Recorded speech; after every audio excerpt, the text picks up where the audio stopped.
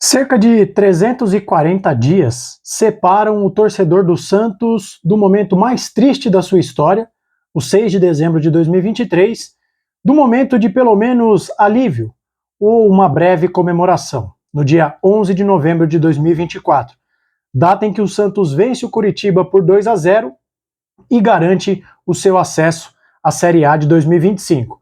Estamos de volta, mas a pergunta que todos procuram resposta é a seguinte: e agora?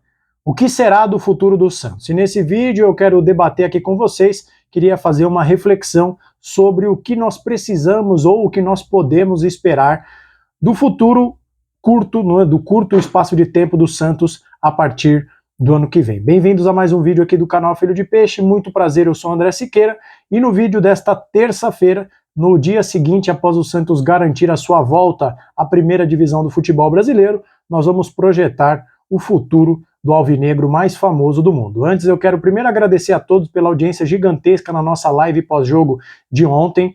Batemos quase 30 inscritos, mais de 3 mil visualizações, quase 200 likes, muito obrigado e vamos por mais. Queremos chegar a 6 mil inscritos até o final da Série B, agora faltam 70 em 2 partidas, eu tenho certeza que a gente vai conseguir, sem dúvida nenhuma, e se você está chegando aqui pela primeira vez, considere se inscrever no nosso canal, não se esqueça, ative o sininho, deixe o seu like que é muito importante, comente, compartilhe, hype esse vídeo e se quiser e puder, vire membro do nosso canal a partir de R$ 2,99 por mês para fortalecer aqui o nosso trabalho, tá certo?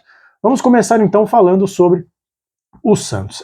O ponto de partida deste meu vídeo é o seguinte: há algum legado para 2025? Há algo que nós podemos aproveitar para 2025? Na minha opinião, a resposta é não. Não há legado porque o Santos poderia ter tido uma Série B mais tranquila, e não teve. A Série B poderia ter servido de laboratório para que o Santos fizesse alguns testes, sobretudo no que diz respeito ao uso da base, ou a falta de uso da base, nesse caso específico do Santos. E é esse ponto específico, talvez, que mais machuque o torcedor do Santos e que mais faça o torcedor do Santos pedir a saída de Fábio Carille. O Santos termina a Série B, olha que coisa simbólica, no jogo que sacramentou a volta do Santos à Série A, apenas o Sandri começou como titular, que é formado nas categorias de base do Santos, e de todos os jogadores que entraram, Furt, Bigode, La Quintana, Luan Pérez, nenhum deles que entrou em campo é formado nas categorias de base do Santos. O Santos termina a Série B com o JP Sherman, jogador de seleção brasileira de base, sendo preterido de forma inexplicável pelo Rainer. O Santos termina a Série B tendo no horizonte a possibilidade de perder o Souza, que, aliás, era mais convocado do que o JP Sherman nas categorias de base para a seleção brasileira. E o Souza agora nem sequer sabemos se ele vai renovar o seu contrato. Porque o empresário dele, Juliano Bertolucci, vê de forma clara e evidente que o atleta dele tem pouca minutagem e pouca perspectiva de ser utilizado dentro de campo. Ontem o menino Ian, um dos melhores jogadores das novas gerações do Santos, não entrou em campo, mesmo estando relacionado, mas o Patrick entrou. O Santos tem no Sub-17 dois jogadores talentosíssimos, um deles, Matheus Xavier, o outro, Luca Meireles. Matheus Xavier foi colocado na fogueira no jogo contra a Chapecoense dentro da Vila Belmiro, ele fez a jogada que originou o gol do Santos, entrou fora de posição, é bom que se diga, e depois desse dia em que ele deu 3 pontos ao Santos, nunca mais foi visto. Entre tantos outros exemplos. Por que não falar de Miguelito, né, que já foi utilizado em todas as categorias, no Sub-20, no Sub-23, já foi craque da rodada nas eliminatórias para a Copa do Mundo, mas no Santos ele não joga, porque o treinador do Peixe mentiu ao torcedor, dizendo que o Miguelito teria mais tempo dentro de campo. Então, o Santos não tem legado, o Santos não tem nada sabemos sobre o desenvolvimento desses jogadores. Outros que estão pedindo passagem na categoria de base, como é o caso do Gabriel Bontempo. O Santos não tem legado porque, talvez, por exemplo, a principal contratação do Peixe para essa temporada, no meio do ano, Luan Pérez, tem pouca minutagem. A gente pode até discutir que talvez seja porque o Gil é um titular incontestável, mas a verdade é que, no final da temporada, o João Basso teve mais minutos do que o próprio Luan Pérez. O Santos não tem legado porque neste momento não se sabe se Fábio Carille vai ficar. E aqui eu quero dar um pouco da minha opinião. Ontem, após o jogo do Santos contra o Curitiba, nós vimos mais um episódio lamentável envolvendo rusgas públicas de Fábio Carille e Marcelo Teixeira, presidente do Santos.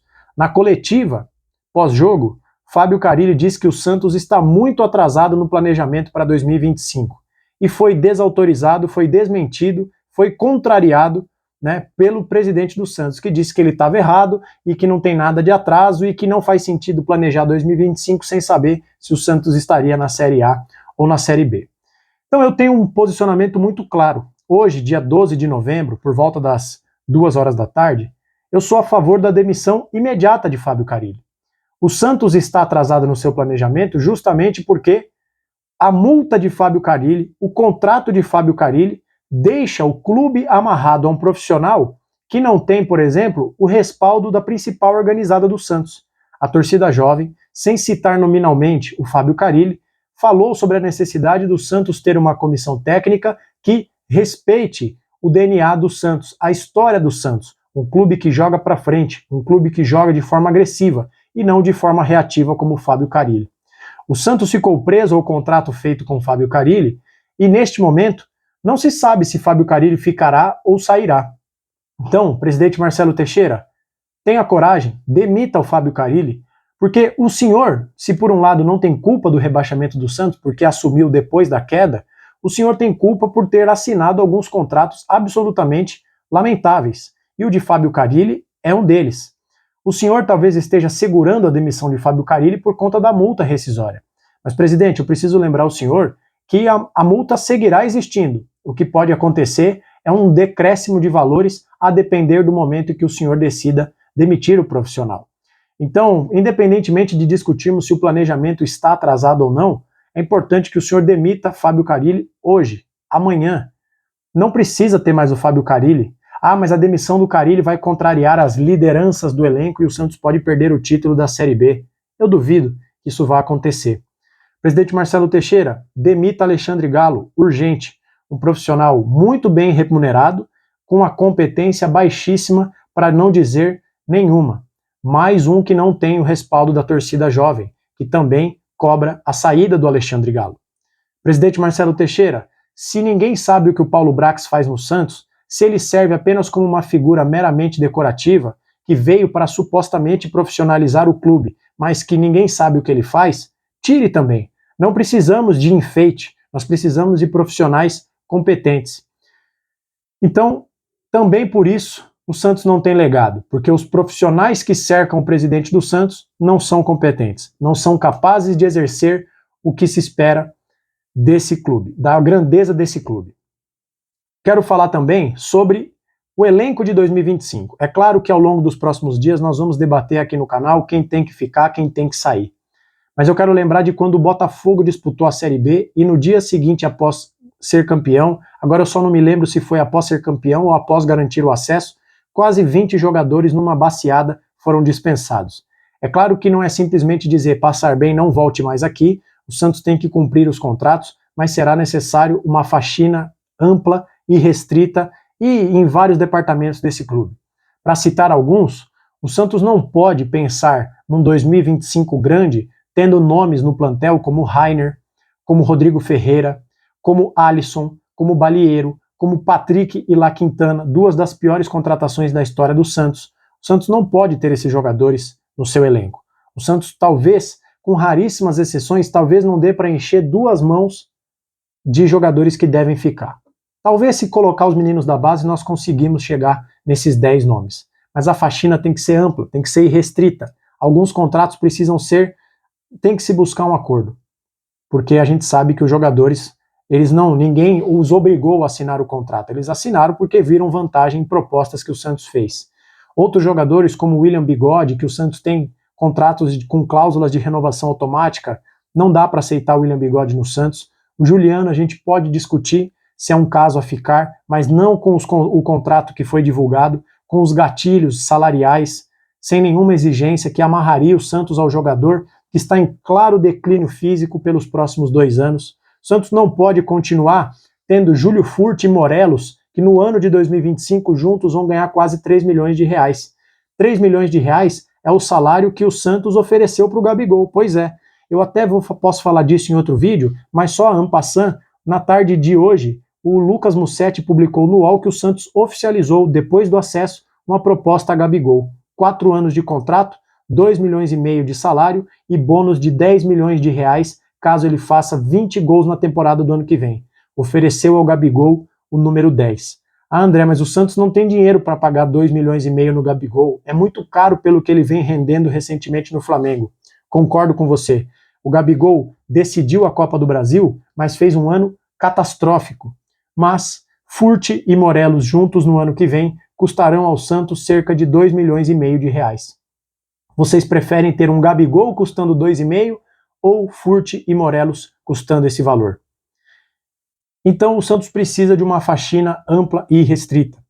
O Santos precisa decidir o que fará da sua comissão técnica. O presidente Marcelo Teixeira deu hoje também, nesta terça-feira, uma entrevista ao Seleção Sport TV, dizendo que já conversou com o Carille e que existe talvez a intenção dele permanecer, mas isso não significa que Fábio Carille permanecerá. Eu já disse e repito, para mim o Fábio Carille tem que ser demitido hoje, não gostaria que ele estivesse à frente do Santos contra o CRB, também contra o Sport, mas o Santos precisa definir o que ele quer. Nos últimos dias foi divulgado, os torcedores do Santos ficaram sabendo que há 2 nomes muito cotados para assumir o clube. Antônio Oliveira, ex-Cuiabá, ex-Corinthians, e Pedro Caixinha. Isso não pode ser sério. É como água e óleo, são 2 perfis completamente diferentes, são 2 perfis que não conversam. Pedro Caixinha, marcação alta, agressiva, jogo rápido, eficiente, marcação individual. Antônio Oliveira, time reativo, talvez fortaleça mais a sua defesa, mas não tenha tanto repertório tático. Essas coisas não conversam. Então o Santos não pode, isso não pode ser sério. Isso não pode ser sério. Eu não estou duvidando de quem deu a informação. Eu estou colocando em xeque a competência de alguém que fica entre esses 2 nomes, porque eles são antagônicos. Eles são diametralmente opostos. Então isso não pode ser sério. E o Santos também precisa definir o que vai fazer, o que almeja para 2025. Porque se o Santos almeja coisas grandes, se o Santos almeja, claro, primeiro, brigar, conquistar a pontuação necessária para não cair, porque nós não podemos virar um clube ioiô que sobe e desce. E depois pensar em chegar numa competição sul-americana, seja na Sul-Americana ou na Libertadores, o Santos precisa partir para um tipo específico de comissão técnica e para um tipo específico de jogadores. Agora, se o Santos acha que não vai ter recurso, não vai ter grana para montar um time que seja protagonista, que jogue de forma ofensiva, para frente, dominante, aí talvez o Santos possa olhar para um treinador reativo. E reativo, por mais que eu não aguente mais saber de Fábio Carille, é melhor mantê-lo, ainda que a relação tenha chegado ao fim, do que contrair uma dívida de um pagamento de uma multa e contratar um treinador que, com todo respeito ao Antônio Oliveira, entre Fábio Carille e Antônio Oliveira, um é campeão paulista, campeão brasileiro, o outro está começando a sua carreira. Carille tem muito mais estofo do que Antônio Oliveira. Então, esse é o próximo passo. E o último tópico desse vídeo é sobre Neymar. É claro que a volta do Neymar, seja ela em janeiro, seja ela em julho, ela é a boia de salvação do Santos. É como disse, se eu não me engano, o Jorge Igor, num vídeo que ele gravou no canal dele, é um presente de Deus, ou um presente de Pelé, que lá de cima, neste momento, deve estar aliviado com a volta do Santos à Série A. Porque não era algo que estava no horizonte.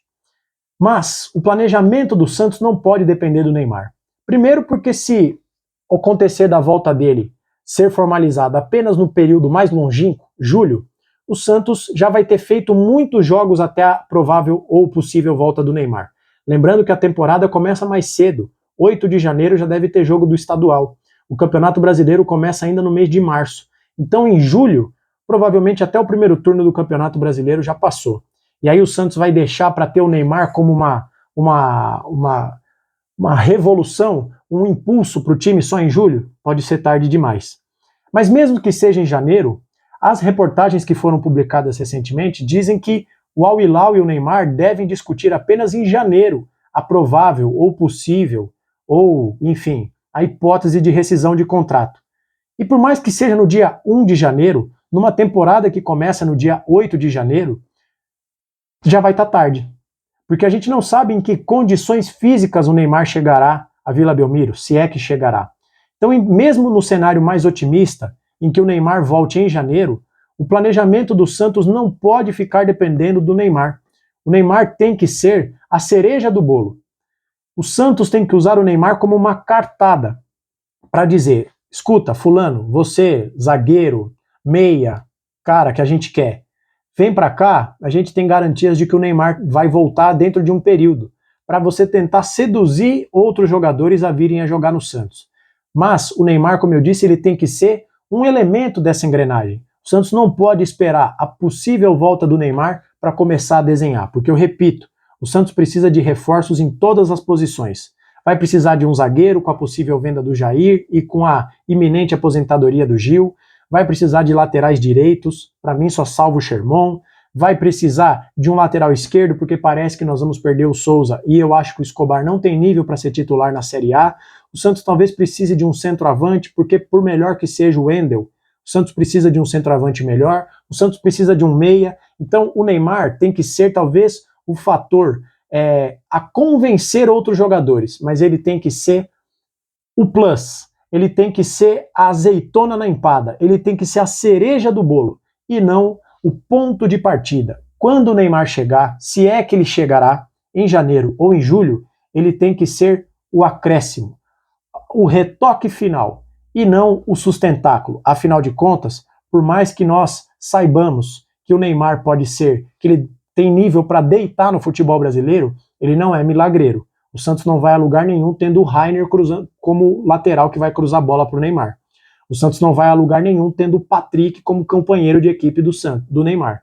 Então, é isso. O Santos precisa, para ontem, definir o futuro de Fábio Carille e, por mais que possa parecer contraditório, no cenário ideal, no meu cenário ideal, nós vamos com tudo para cima de Pedro Caixinha, larga o Antônio Oliveira para lá, demite o Carille, demite o Galo, demite o enfeite Paulo Brax, define a nova comissão técnica, já começa a amarrar contratações para ontem, e aí o Santos precisa pensar grande, E esse pensamento grande, ambicioso, compatível e condizente com a história do Santos, ele precisa acontecer sim, mas ele não pode depender do Neymar, tá certo? Então esse é o meu pensamento, essa é a minha reflexão, e que no ano de 2025 o Santos possa ser aquilo que historicamente sempre foi, um celeiro de bons jogadores, que nós tenhamos cada vez mais espaço para Sherman, Souza, Jair, Ian, entre outros que podem vir, Matheus Xavier, Luca Meireles do Sub-17,